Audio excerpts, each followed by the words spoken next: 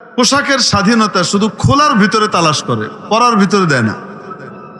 মানে কেউ যদি ল্যাংটা হইতে চায় তাহলে বলবে এটা তার স্বাধীন ব্যাপার, এটা তার ব্যক্তিগত ব্যাপার, সে কি পড়বে। আপনি কেন কথা বলেন? এত নেরো মাইন্ডের কেন আপনি?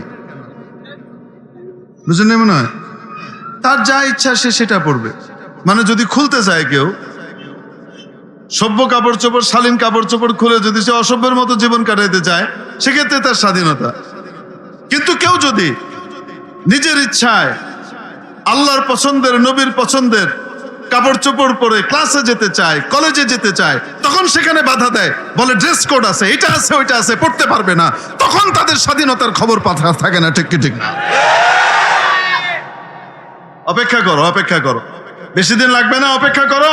আজরাইল তোমার দাদার পরদাদার কাছে যেমন আসছে তোমার কাছেও আসবে। অপেক্ষা করো। দুনিয়াতে লাফাল কুল মাতাউদ দুনিয়া কলিল। আল্লাহ বলেন, বলে দেন দুনিয়ার উপভোগ, দুনিয়াতে যেমন চাই তাই করে বেড়াচ্ছ কিছুদিন, তারপরে আমার কাছে আসতে হবে। দুনিয়ার পুলিশকে ম্যানেজ করা যায়, দুনিয়ার আর্মিকেও ম্যানেজ করা যায়, নিরপরাধ মানুষকে মিথ্যা কথা বলে টাকা খাইয়ে ধরে নিয়ে নির্যাতন করে হত্যা করিয়ে ফেলা যায়। এই আমলও করা যায়, করেছে কিছুদিন আগে।